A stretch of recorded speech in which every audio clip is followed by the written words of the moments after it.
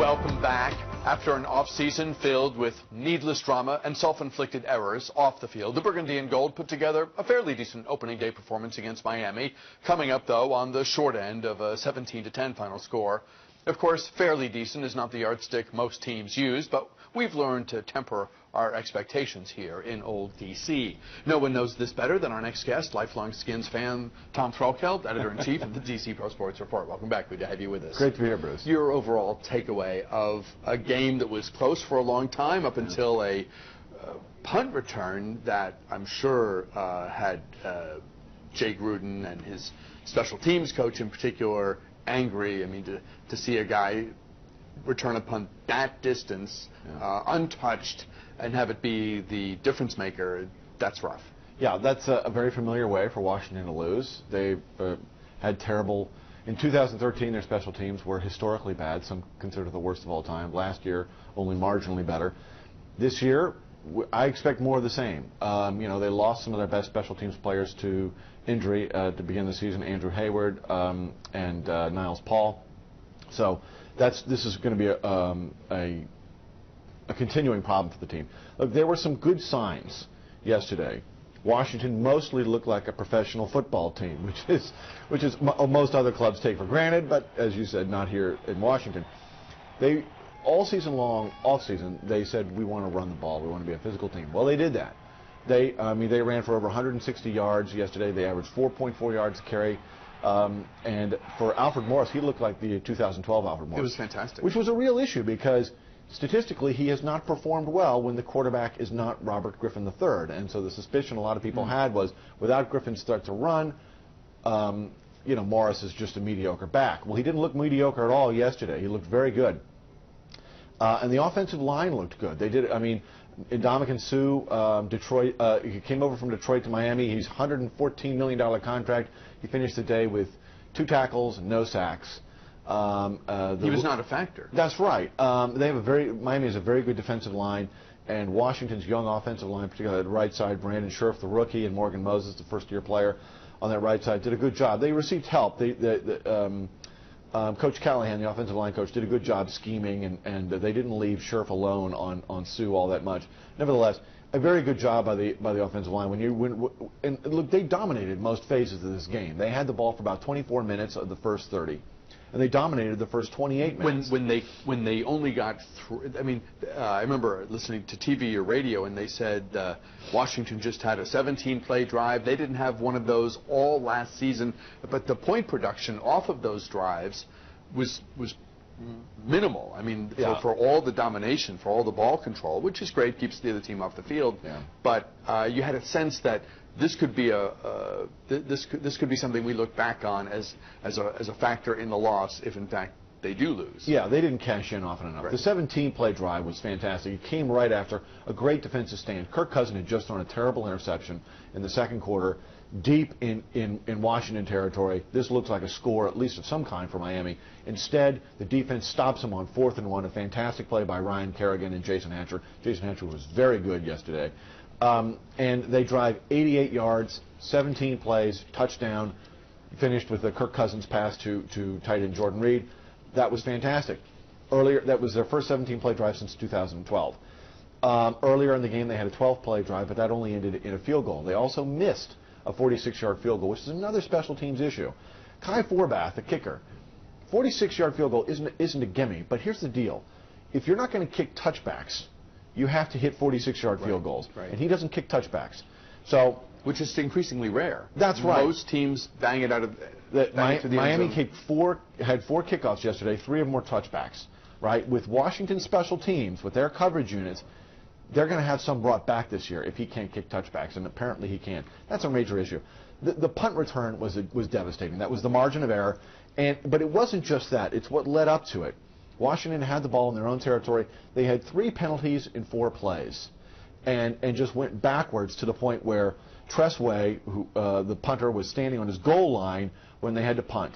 He feels a lot of pressure to get off a booming punt. Right. He hits a 54 yards. That's great, but not enough hang time. And there was about 20 yards of green space between the Miami returner, Jarvis Landry, and the next Skins defenders. Mm-hmm. Now, it's not just Tressway's fault. if you go back and look at that play, the Washington Gunners, those are the two guys on either side, their job is to get off their blocks and get down there and force, not necessarily to tackle the runner, but to force them where they want him to go. And they didn't get off their blocks at all. It was a terrible performance. And for a returner to do a middle return, which is to run the ball right up the middle of the field and not get touched, is remarkable. If you don't force a guy to break the tackle, you don't force him to break a sweat. And that is absolutely unacceptable. It reminded me of something we see all too often early in the college football season, which is these game, Nebraska versus Delaware State Community College, where now I'm not saying that Washington was outclassed yesterday at all, but that play reminded me of some of these comical and shameful, really, mismatched games that are all about getting to 7 wins and Washington's special teams frequently looks like a home opponent. Me as an amateur fan, I thought Jordan Reed had a great game. I thought Pierre Garçon had a great game. What impact did Deshaun Jackson's injury have on the play calling and the options available for Washington on offense against Miami, and what impact is his loss if it ends up being a couple of weeks? We don't know at this moment. What impact does his loss have? It's bad. They don't have another receiver who was active yesterday who can stretch the field. There is one other guy who's very fast named Rashad Ross, but he was inactive yesterday. And he's not Deshaun Jackson. Deshaun Jackson has 4.25 speed. He's one of the fastest human beings in the NFL, in America. And he takes the top off of defenses. Even if he doesn't catch the ball, he forces defenses back, and that opens up the rest of the field for the other players on offense. Now, according to Jay Gruden, he said after the game they had 7 or 8 plays designed for him. Here's the problem.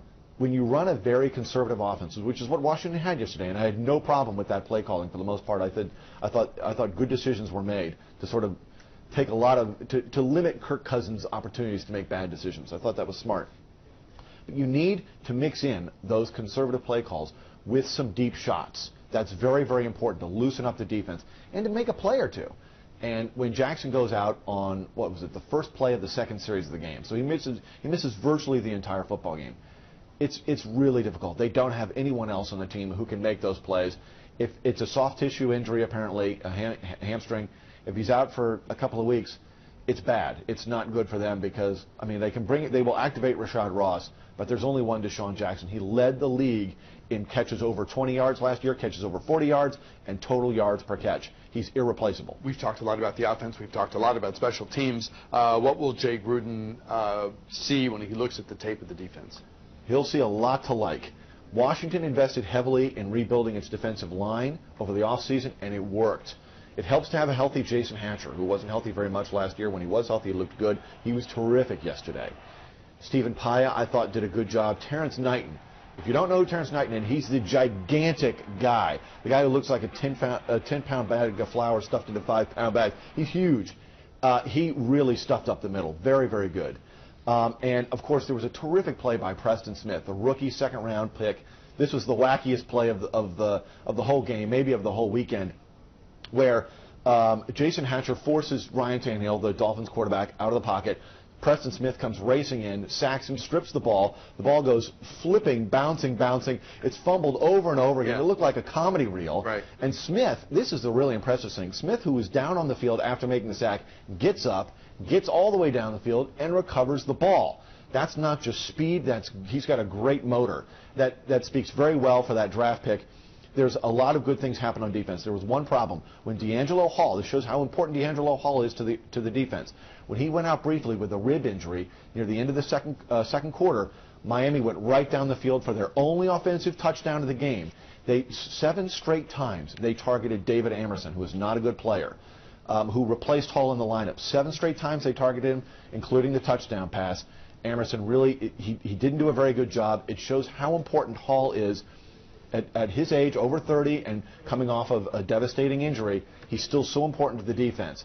So if they can keep David Amerson off the field and keep D'Angelo Hall with his creaky wheels healthy, the defense looked very, very good. I have to hit a break in 30 seconds. I was surprised to see so many Dolphins fans in prime seats for a Week 1 game. Yeah. We're used to seeing that at the end of the season, right, after the wheels have come off. Was this different? Was this new? Oh, yeah. That was, look, a Week 1 game, you don't have a lot of tickets being sold to opposing fans. That was very, very bad. It shows you that a lot of Redskins fans have given up on the team and really have got better things to do with a beautiful Sunday afternoon than go to the game. It's bad for the Skins, and it speaks badly to Dan Snyder, the owner. Talking with Tom Frelkeld of the DC Pro Sports Report. A break. Back with more right after this.